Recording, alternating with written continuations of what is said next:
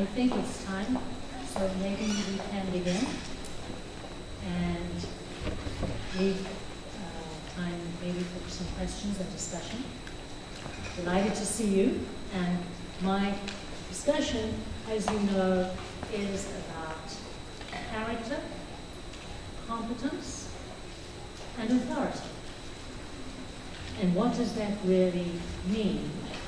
And how can we embrace those three things? Because character is about being, competence is about doing, and authority is about our will. What is it that we will? W-I-L-L. What is it that we will? How do we deploy our will? So in thinking about this whole idea of blazing the trail, this is a time for reflection on these three things from my perspective. Now, I'm going to begin with talking about the roots of character and what it means to be someone. And I realize that many of you have done lots of self-development, and some of these questions, or some of these bullet points, are things that you've seen before. And I'm hoping that I might bring some new perspectives. I also want to say that I can put this on the website, so for those of you who don't want to write down all of those, but rather just listen and see what comes up for you, and maybe we can have some questions. Let me begin by saying this.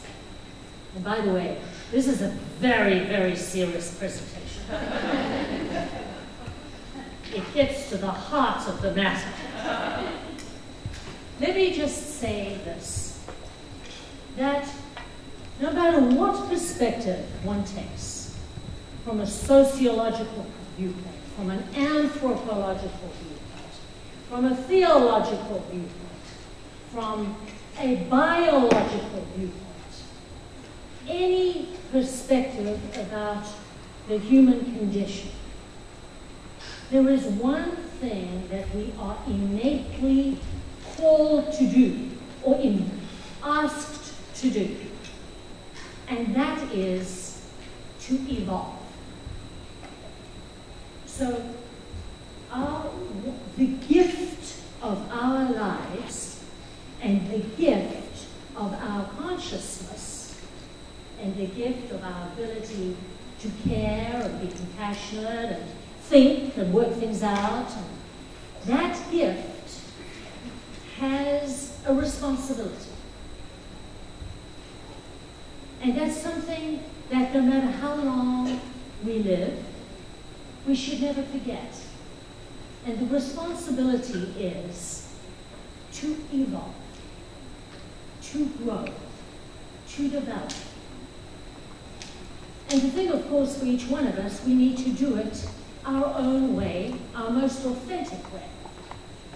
Not because we ought, or we should, or we must, or someone else is telling us to, but because innately we know that that is what we're called to do. Find ever new viewing points. Find ever new places on which we stand and look at the world. So I just want to say right from the beginning, when we say to be someone, we all are someone. But what is our responsibility and our calling is to make that a conscious endeavor. And that's very exciting. And yet when life is very challenging and it seems like the chips are down, man, it seems like a hell of a lot of work. You know, I'm just getting through life. But if we can just hold that actually is part of the amazing gift we have of being who we are. So the roots of character, let me go through this, and I don't want to belabor each point. As I said, some of these points you've seen, I'd like to bring some depth to some of them. The first is the orientation of self-agency. as we mature and as we evolve, self-agency is about taking responsibility for our own lives. In other words, no blaming. No more blaming. Now, something that we often forget is the accident of birth. The accident of birth. I was born in South Africa a long time ago. And I happen to be a white woman. I didn't have any say in the matter, and I'm not going into all that, previous lives and all those kind of things. Although I did meet a woman in San Francisco who said she met me fighting in the French Revolution. I said to her, I'm terribly sorry, I don't remember you. But if we can set that aside, consciously, we are born into whatever. We're born black, white. Some of us maybe have some strengths. Some of us might have some disabilities. Some of us are in, homes that are challenging. And those are the chips that we're dealt. And then we've got to make of them what we can. And so there comes a time in life where we just need to claim it and move on. There is a time in life where I think, and I've worked through my own struggles on this, where it's no longer about, well, look what happened to me, or look what I was dealt, or it's who I am, and now I am going to claim agency. It's my life. So I just want you to think about, the accident of birth. Each one of us here could probably be terribly grateful that we are not born black people in Somalia or in Afghanistan. And they had no choice either. So I leave that with you. The second thing about consciously developing our character is to look at the pattern of our choices and to actually say, okay, what kind of choices do I make? What are the pattern of my choices? But more interestingly is, are there any I should change? Are there any I should change? I'm going to come back to that. Now I'm going to talk about this thing called a disciplined mind. And I want to say a disciplined mind is something that I think is extremely important. And why do we need a disciplined mind? If we have a disciplined mind, we're inclined to be better decision makers. We're inclined to be less reactive. We're inclined to be more thoughtful. We're inclined to be more focused. And we're inclined to be more present.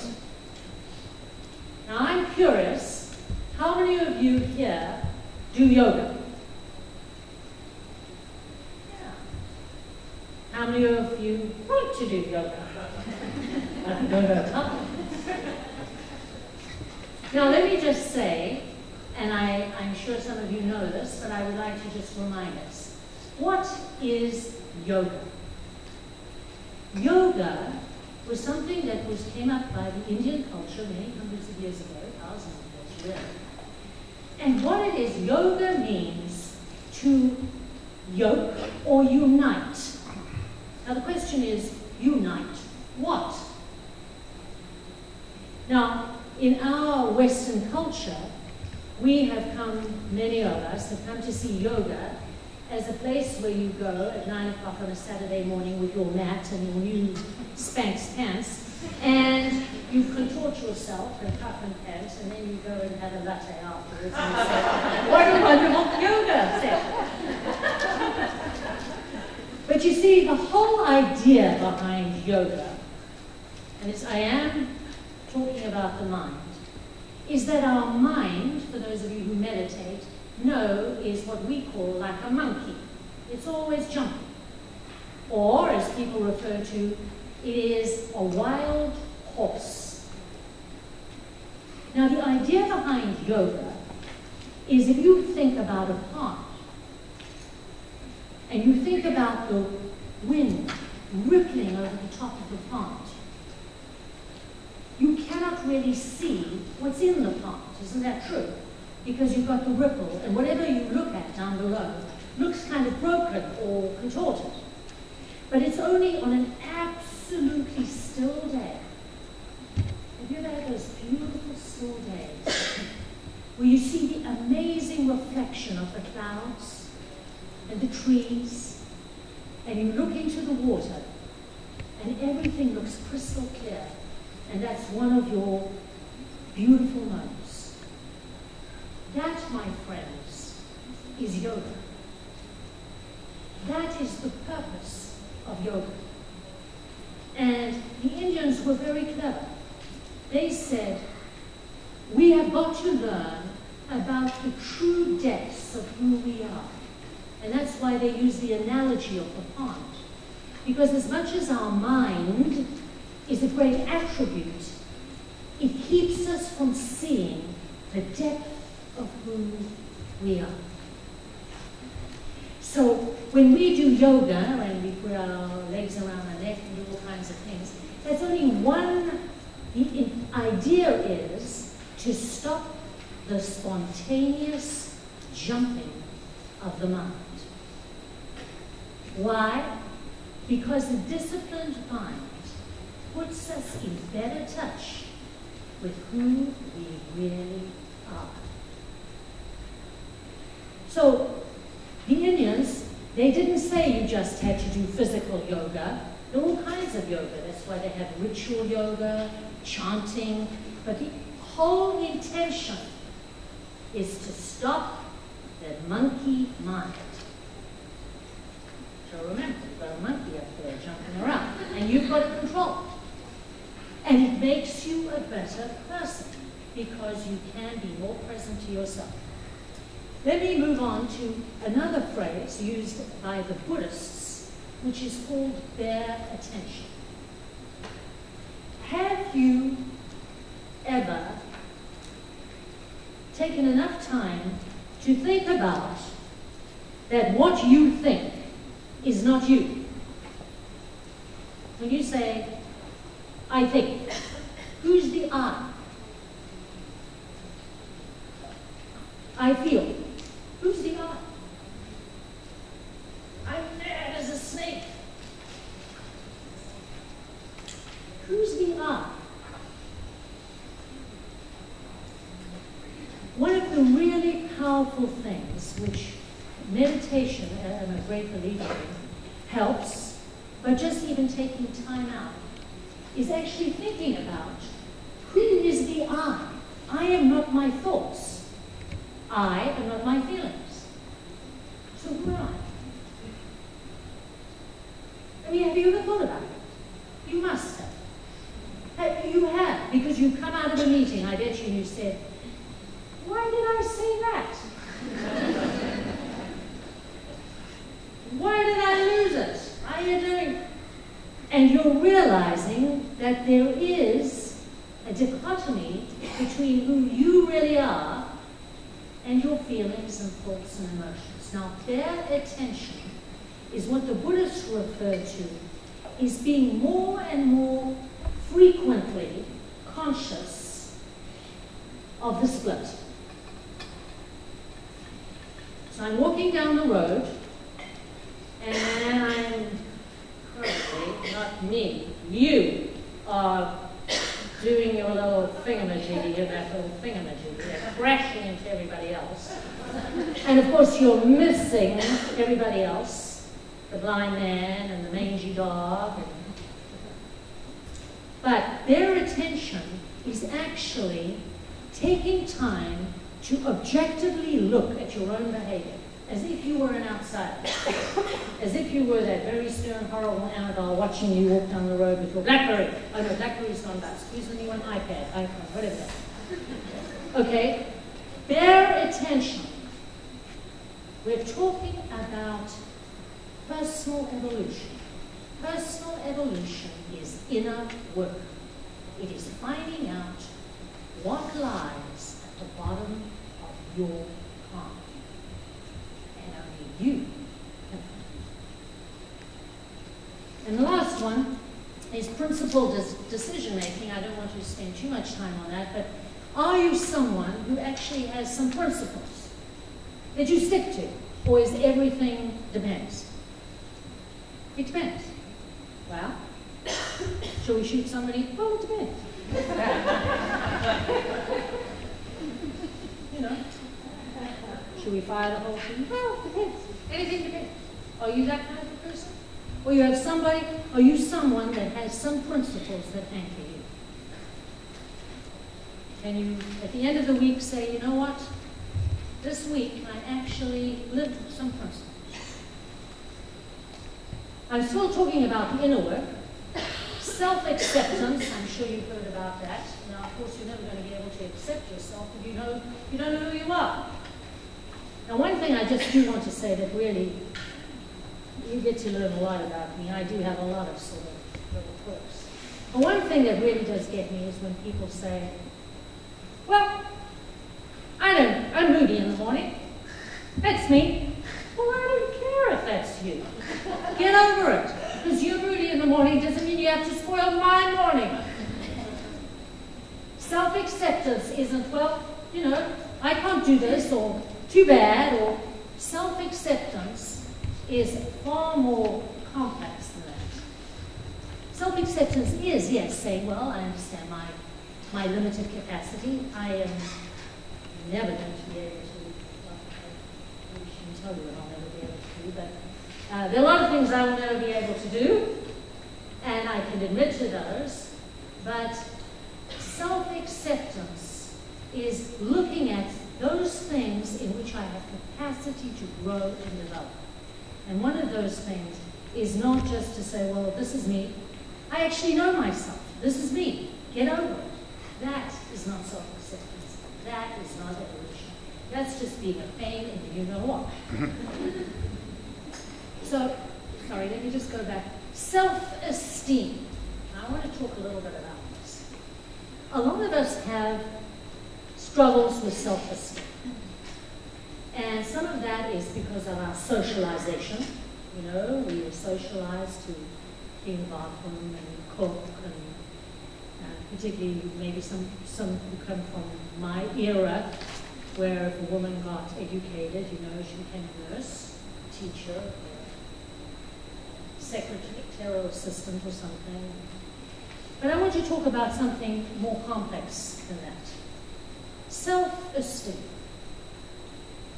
The first thing I want to say about self-esteem, there is nothing that erodes self-esteem more than inner conflict.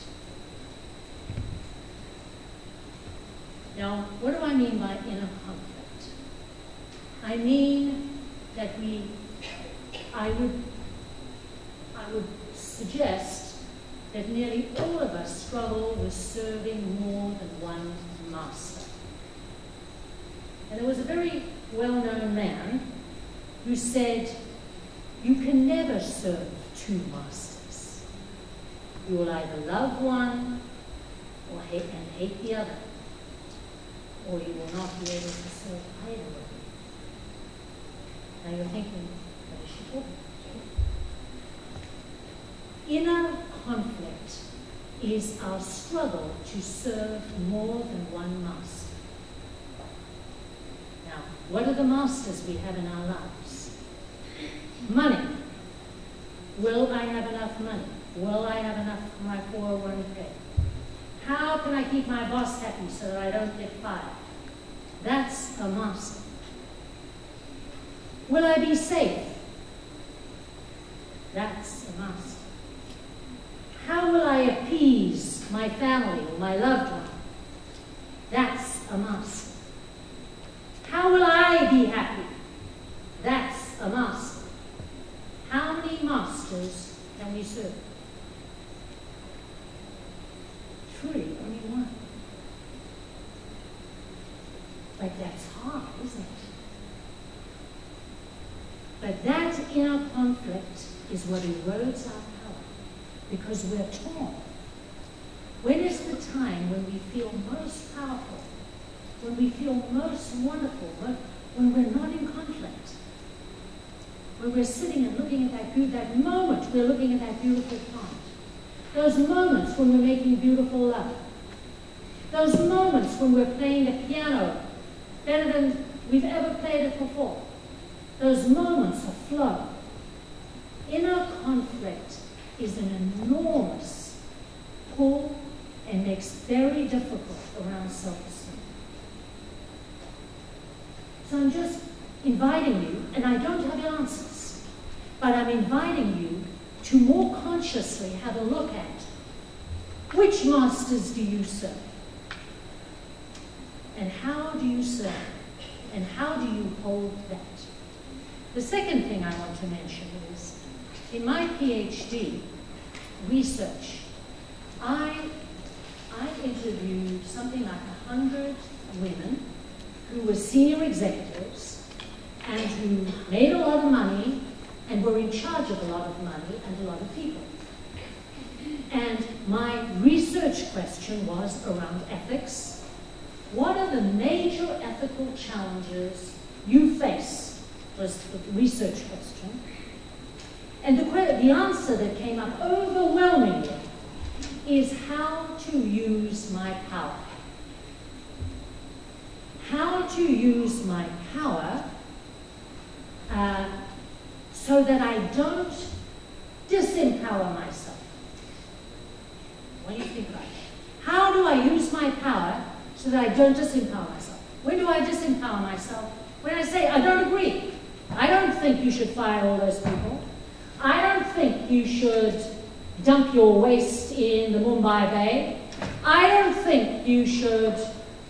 That's when they felt they disempowered themselves, right? You understand?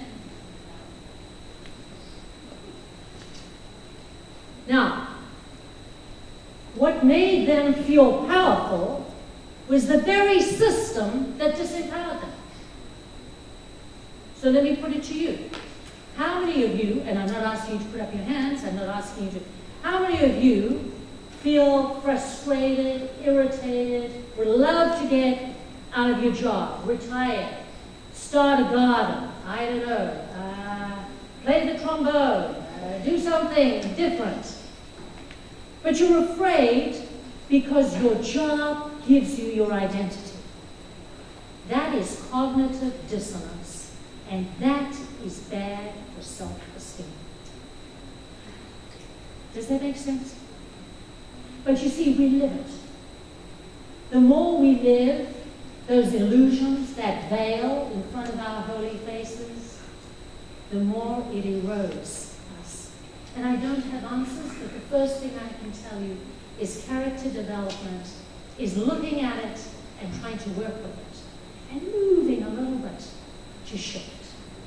To shift whatever you can. But the longer you live in that dissonance, the more it will erode your true esteem. And your true esteem is where your true power lies. So just some thoughts there. Empathy, I'm sure you've seen that a million times. Everybody says I'm terribly empathic. If that were me, I wouldn't do that. Well, of course, who cares about what you would do? That's not empathy. Empathy is walking in somebody else's shoes as them, not as you. That means you actually care about them, you know about them. That's a whole course on its own. Courage. Of course, we need to have courage. And the biggest courage is actually to do this inner work. You see people say, I don't have time. How do I have time? I'm so busy. Well, busy doing what? Exactly. You know, my mother used to drive me absolutely insane. I used to want to take that umbrella out of her hand. Because she always used to say to me, Annabel, you've always got time for what's important. It's true. I would find time to sneak out and play tennis or pull down tents, whatever I needed to do. But it's true. You know, we have to decide where value lies. I went, okay, determination, perseverance, That will come from some of the others, as I say. I'm sure you've seen this. And I just wanted to focus on some things that bringing an added depth, I'm hoping, to the discussion. We won't have determination or perseverance if we don't somehow believe in ourselves and in what we're doing. So that, again, and our self-esteem. Oh, because once our self-esteem goes, we all go into victim. We have no choice. Now, that's the biggest baloney I've ever heard in my life. We always have a choice. There's no such a thing as no choice. There is no such a thing as no choice. There's a bad choice. There's a lousy choice. There's a choice where we might die. But there's a choice.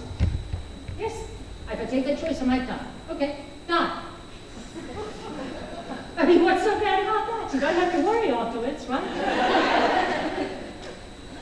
So, saying I have no choice puts you in victim, and that immediately erodes you from the inside. Now, humility, I just want to say one last thing here about humility, and we'll move on. When somebody says, you did a beautiful, lovely to see you, Brandy. You did a beautiful job, Brandy, thank you so much. Oh, no, no, no, it was nothing, and Sally and Johnny and Jack, and they all helped me out. Isn't that a real pain? You know, isn't it so, it's devalues. When I'm saying devalue, why don't I just say, thank you? Thank you, yes. But we, particularly us women, but the men will say, and you know what else I did? That's us, oh, no, no. I want you to think about this, because this is, humility is profound self-appreciation.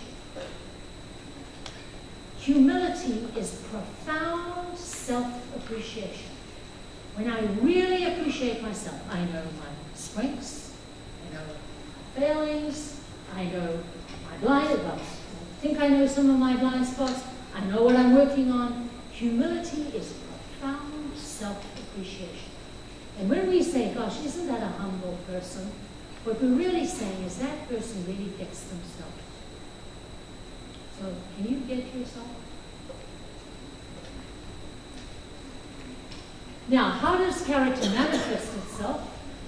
You will be values-led and purpose-driven. Everybody would like to know that. Appreciation and gratitude. I'm moving along here fairly quickly. Do you know how to appreciate? You know how to appreciate yourself. If you don't know how to appreciate yourself, how can you appreciate someone else? And I have seen so many people at work, they're sitting at the computer and somebody walks by, hey, John, thanks so much for what you did. Great job. That's not appreciation. But we tick that off. Thanks, John. Isn't that what we do? Isn't that what so often we do? Instead of getting up behind our desk, walking up to the person, looking them in the eye, shaking their hand, saying, you want to sit down for a minute? I want to tell you how much that means. No. On the back. Thanks. Yeah. Don't even look in their eyes. How often do you look in somebody, stop and actually look in somebody's eyes? Say, you can't even look in them. Hello. Good, yes, you. Hello. In my eyes. Appreciation. Sense of self, which will come from the inner work. And of course, resilience. We build up our strength and our courage. And as I don't want to draw too much down into some of those, we can leave those for questions. Hopefully, yes. Now, hear me, let me just say a few other things. Character manifests itself by us acting as instruments. In other words, it's not just about rolling up your sleeves. Some people say, well, I always roll up my sleeves. I'm the first one. I never ask them to do anything I wouldn't do. Well, bully for you. I'll give you a little stop. Aren't you one? What is even more important, though, is when I sit down at a meeting, or when I'm dealing with people, I use myself as instrument by saying, you know what, guys? I am very concerned. I am very hurt. I am very worried. I am very frightened. So leading, using yourself as instruments for the feelings, for the emotions, for the growth of her team. That is as important as rolling up your sleeves. Instead of saying, how are you feeling today? You say, how are you feeling? Instead of saying that, you say, no, I wanted to, I would like to tell you that I'm concerned. That opens the door in such a different way. Okay, benevolent use of authority, emotional incompetence, you've seen all that, courage. Let me say one thing about trust. Of course, trust, we always want somebody else to take the first risk, right? If you are trustworthy, I'll trust you. But you see, you're saying, if I'm trustworthy, I'll trust you. So who's going to go first? You? Me? None of us. None of us go first, right? We sort of dance around it. So something about character is taking the risk to trust. I mean, at the end of the day, what's the worst that can happen? Okay, the whole place would blow up, I suppose. But trust is a very difficult thing. We had a lot of problems with this. So what I would like to move on to, just to sum up, let me just go back before we go on to this. To sum up about character, I'm saying to you, we consciously need to develop who we are and what we want to be, responding to the call to grow and evolve. We want to really know the depths of our potential and our capacity. And we want to be honest and courageous with dealing with some of the things we may not like to see. And that will make us better people. Better in the sense we will be better decision makers, we will be kinder, we will be more compassionate, and we will not be caught up in the stimulus response that so quickly asks, we are machines. I say this, you follow. I behave like this, you follow. We will slow down. Now, one exercise you may have done, which you could do, a little glass of wine, Friday night. You could sit at your dining room table, if it's a good place to sit, and you could ask your family or friends or whatever to draw a picture of you. Don't give them any guidelines. Just say, why don't you draw a picture of me? And they'll say, well, what kind of picture? And then you already know you're in trouble. Right? Isn't that giving you a little something? But ask them, what will they draw? Will you be a dinosaur? Will you be a witch in a room? Will you be a bird? I mean, what will you look like? What do you think you look like in their eye? How would you draw yourself? What colors? What colors would you use? How would you draw yourself? Would you use black, gold, green, blue? Have you ever done that? Oh, a few glasses of wine more. Off you go. Try it. Try it. And if you've got kids, it's so good for them. Because that's the mirror. That's the mirror. Where can we get a mirror? And especially if we do it with people we love and kind, then, we'll get some good feedback. So, my suggestion. So moving from character, about being, which I believe is the heart of the matter, to doing. So here we go. And I am saying competence is made up of three things. We know what needs to be done. Can we do what needs to be done? We may not know. We not only need to know what needs to be done, but how to get it done. Oh, I need to, whatever. How to get it done. And then the last piece is the piece that I think many people struggle with. Oh, I hate politics. How many of you hate politics? Oh, I will never do politics. Well, you better learn. Because if you don't know politics, which is about power and decision making, you're not going to be seen as competent. Because remember, the call on resources always exceeds the amount of resources. So you need to know, that doesn't mean you need to be nasty and bitchy and all those things that we associate with politics. It means about understanding the flow of power. So for those of you who say, I don't like politics, go and do a course on negotiation. Go and do a course on power. Power. What does it mean to have power? What does it mean to use power? I really encourage you, because otherwise you're always going to be just not making the mark. Do you know what I'm saying? You're going to not have the traction to get things done.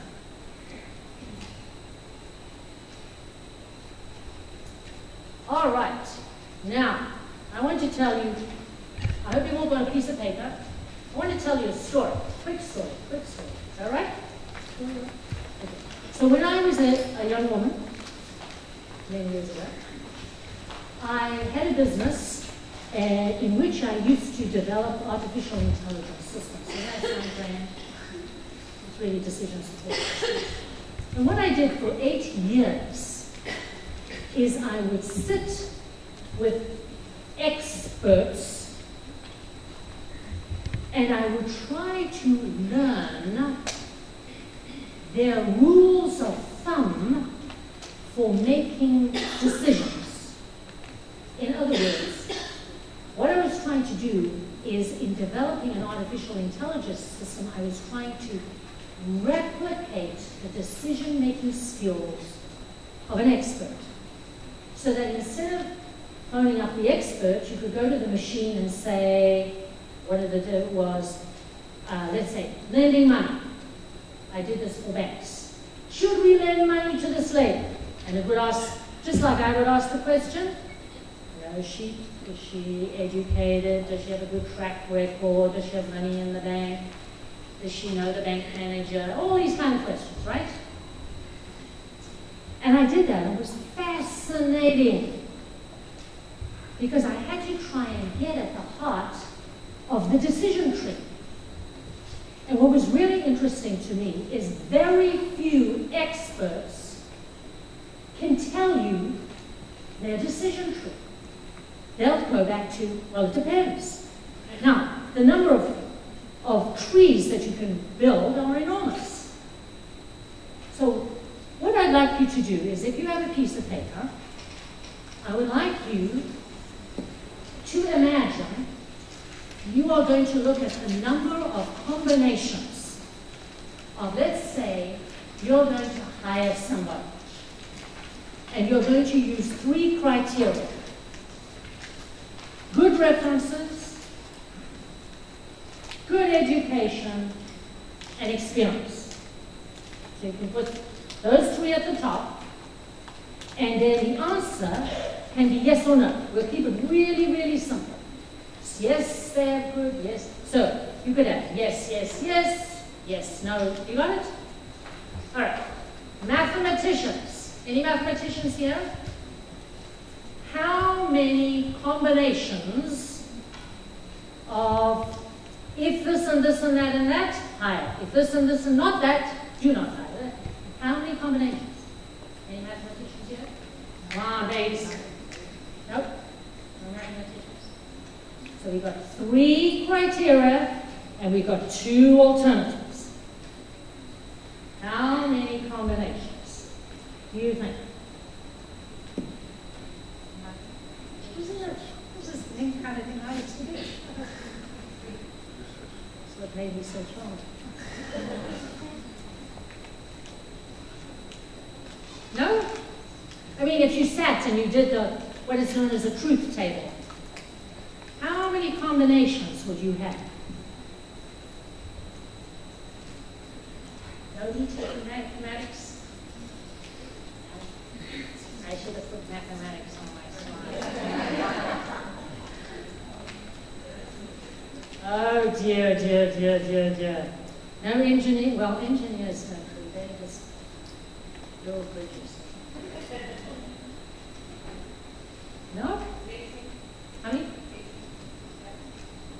you're guessing. I'm not a mathematician. No, you're not a mathematician.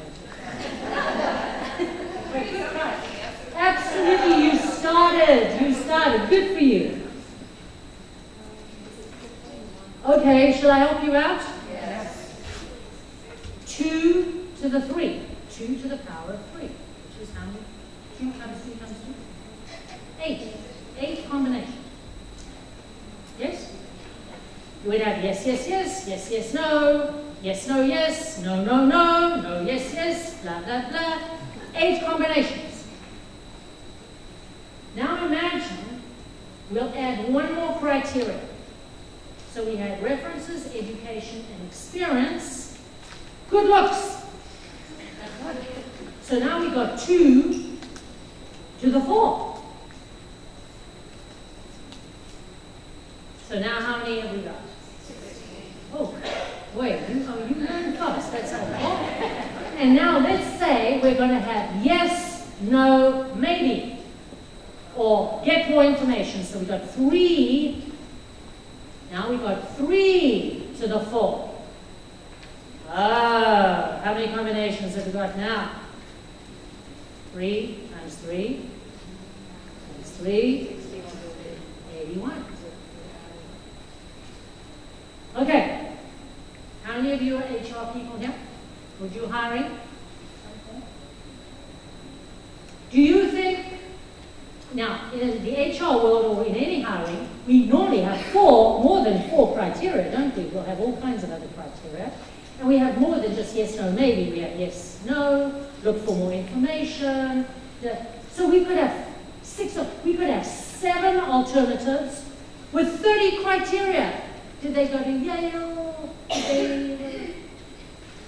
So what do you learn? That the amount of combinations are?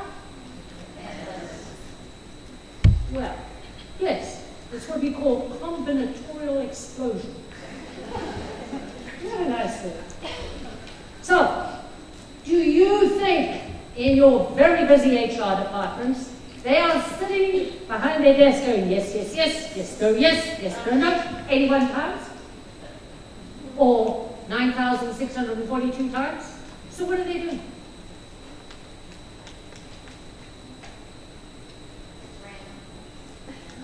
Ah, be careful, HR. Now, you're thinking, where is she going with this?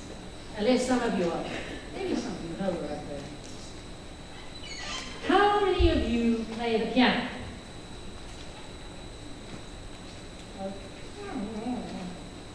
Okay, play the piano. Now, why aren't you as good as Mozart? You have the same instrument.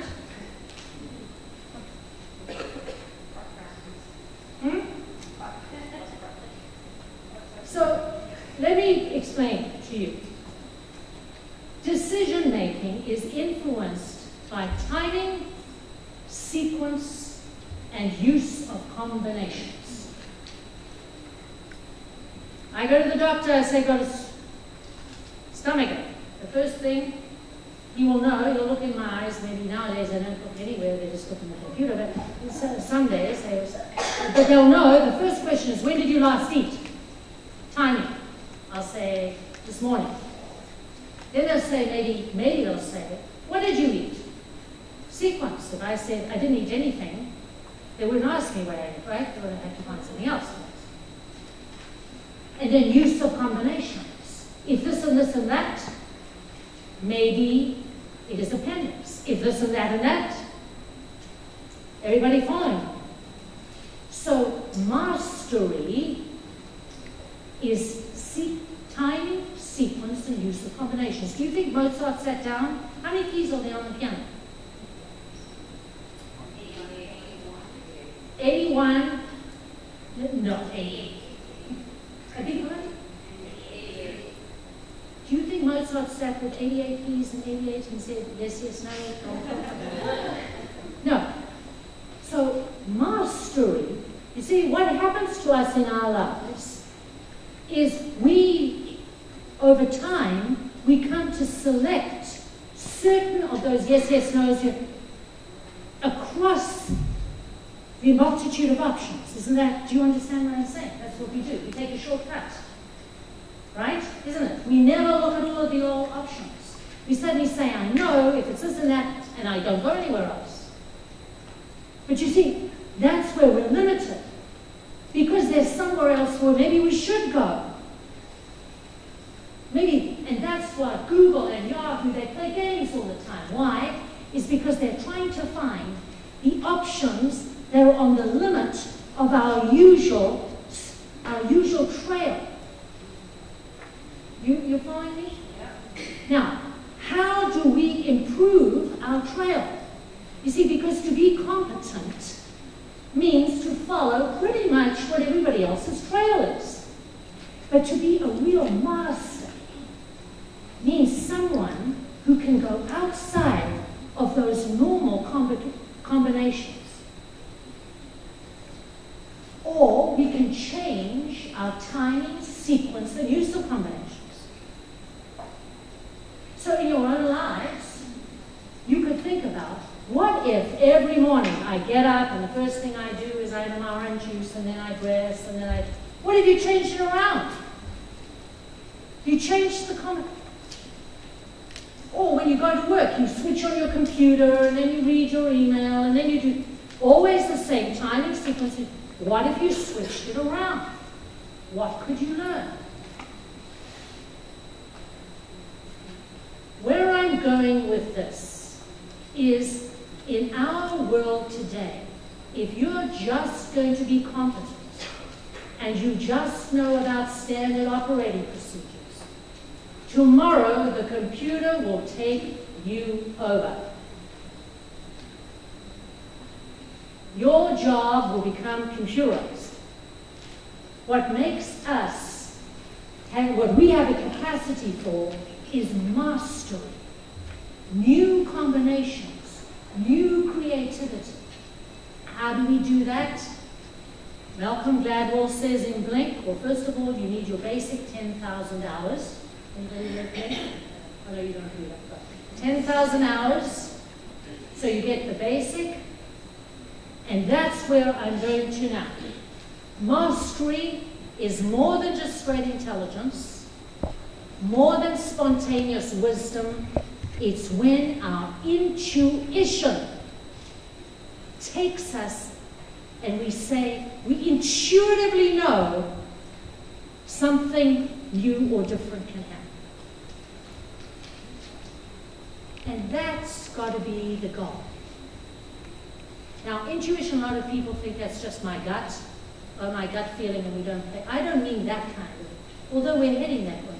I mean an intuition, like Mozart, or like somebody who puts a production of play says, what if we suddenly do this? And intuitively, they know to step outside of that range. And that takes courage, that takes risks, and that takes interest. So I taught you a little bit about artificial intelligence, tried a little bit on mathematics, we'll keep moving along. Okay? Just, isn't that something interesting to think about? Yeah. Yes? Yes. Good.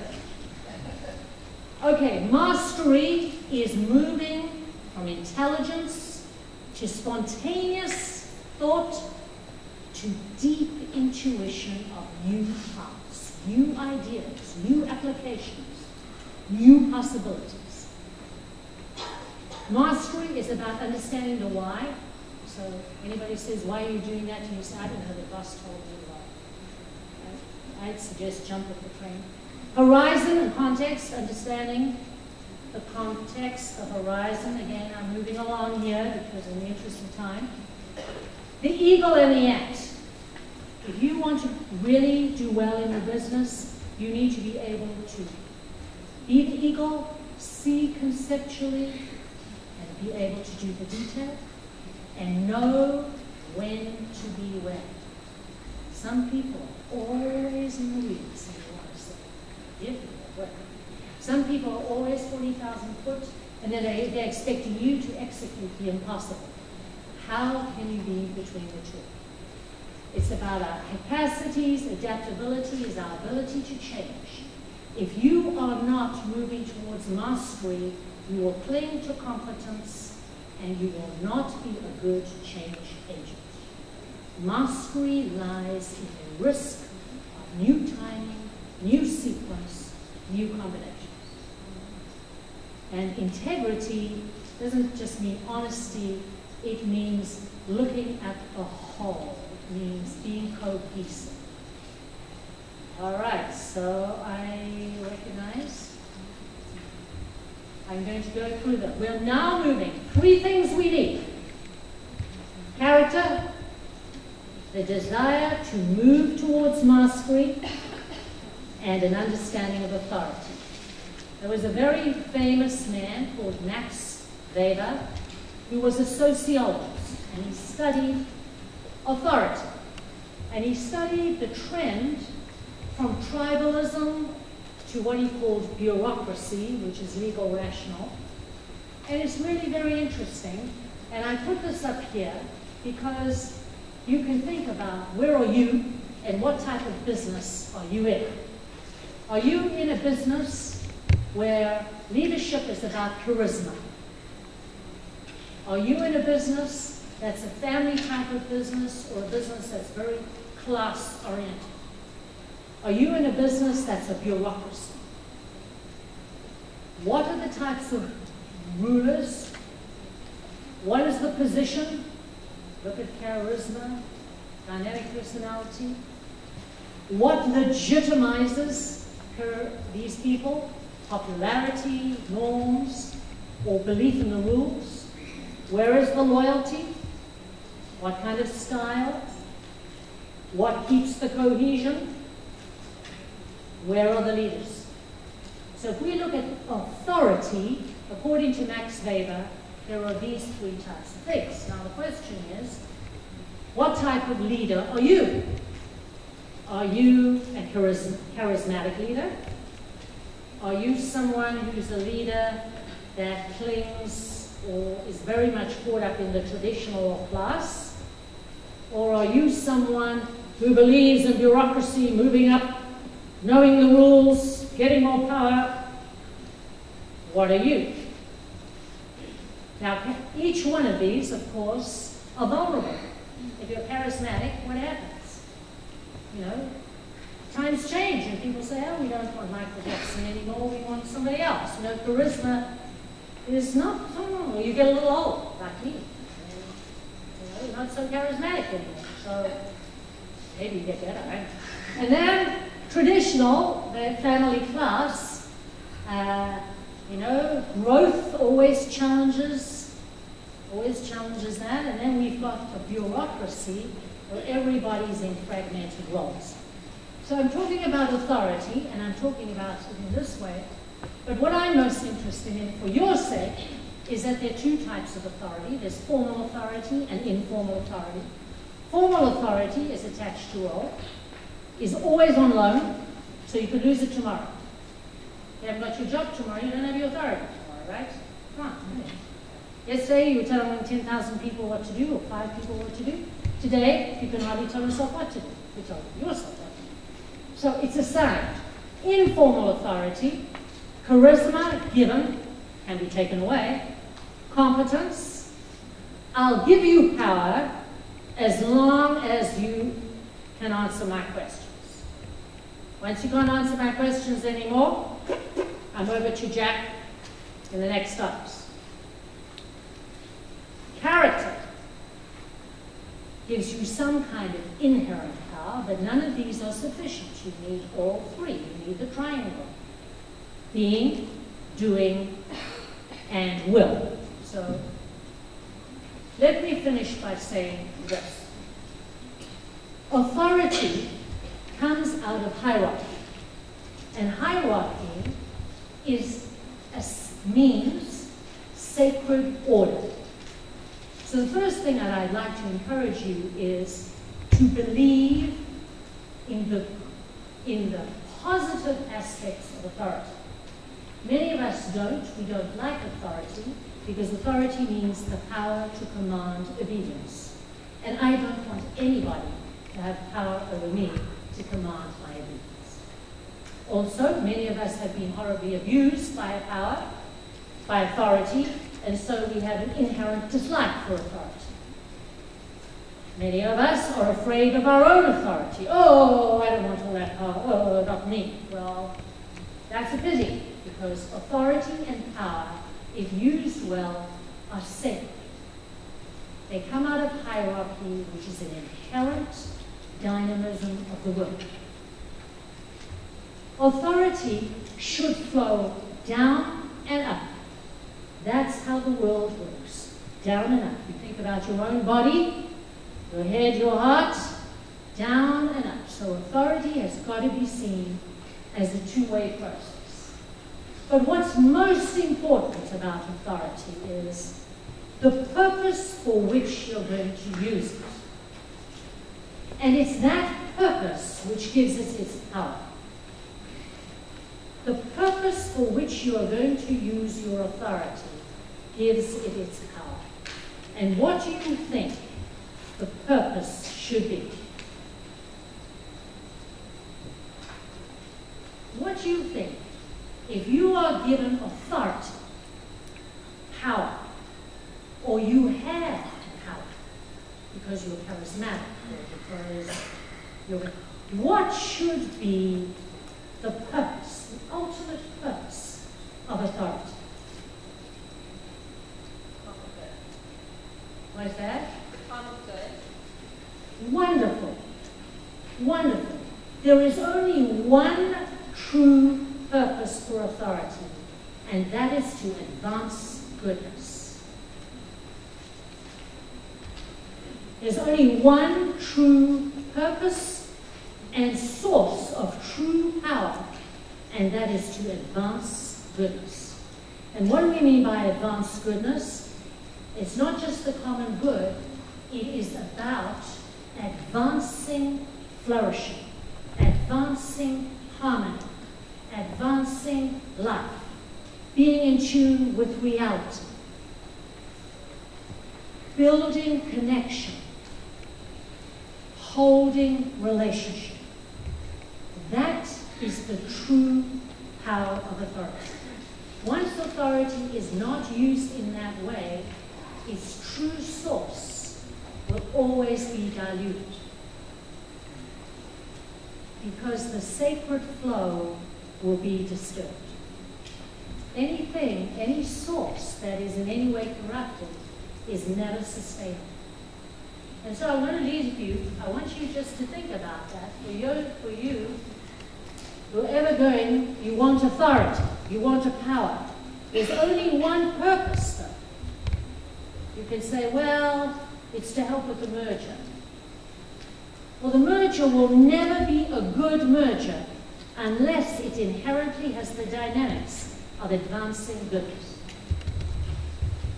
We can play share price games, we can play lawyers, we can play merchant bankers, we can play all those games, but at the heart of it, it will never have the full source, the true power, unless it inherently holds the strands of goodness. And I'm going to leave you with one thought here, bearing in mind what we're doing today is we're looking at blazing the trail. We're looking at what kind of trail do I want to blaze. I'm blazing some, whether I like it or not. I'm making waves whether I like it or not. So how can I harness my being, my doing, and my will, which is my power, my energy, to advance goodness? And I leave you with this last question, which is rhetorical. What gives something its worth? What makes something worthwhile? Is it money? Is it fame? Is it... What is it? What is it that makes something worthwhile? Lots of friends? I'm going to live forever? Because that is the heart of the matter.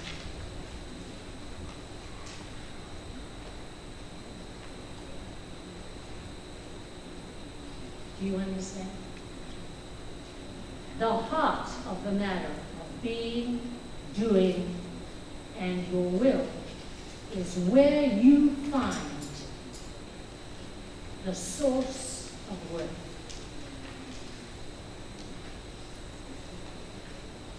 You know, many people who have blazed their trails and they've left such a scorched earth behind them that nobody has dared follow.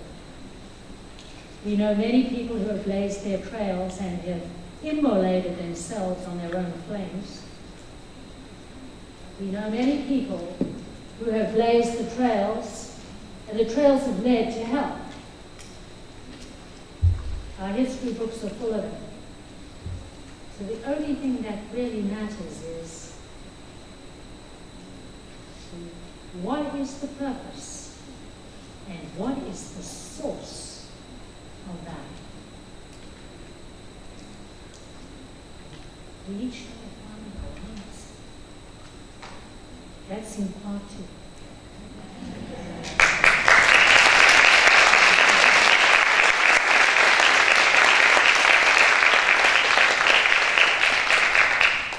Thank you very much.